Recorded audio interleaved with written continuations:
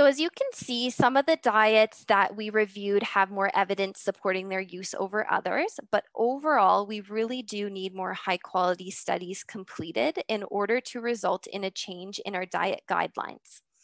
A lot of the studies that we have done right now are of poor quality. And so, what I mean by that is either there's small groups of patients or clients being studied. There may be selection bias in that they only focus on individuals with mild diseases.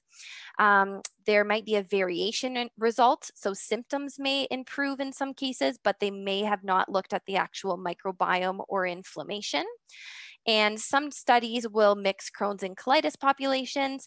Obviously, they are diseases with similarities, but there are also differences. And so sometimes when the study can focus on one population at a time, they might be able to produce a little bit more meaningful results.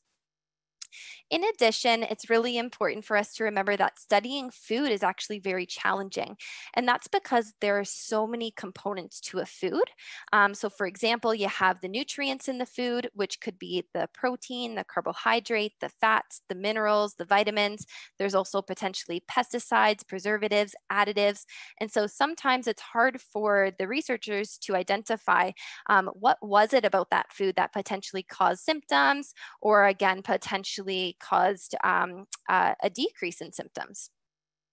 This is why healthcare professionals may have a really difficult time recommending a certain particular way to eat because they do rely on the evidence-based information. And again, right now where we stand is it's currently lacking. We're in the process of having a lot of exciting studies being done, but we don't have a change to our actual guidelines around diet, other than again, just the enteral nutrition for pediatrics at this point.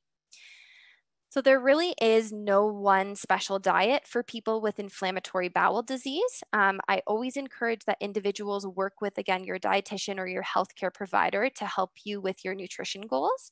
You're the one that is in control of your own health. And so if there's a particular way of eating that you're interested, definitely bring it to their attention and ask for maybe some advice, some support, some guidance, just to make sure that your diet is as balanced and adequate in all the nutrients that you need. Lastly, I always like to remind people that the food we eat is influenced by many factors. It's not just a matter of willpower. Income, culture, education, environment, our appetite, our likes, our dislikes, whether or not we have other comorbidities or conditions.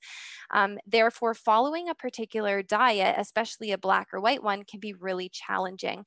And so I always encourage people not to take on guilt for, their disease.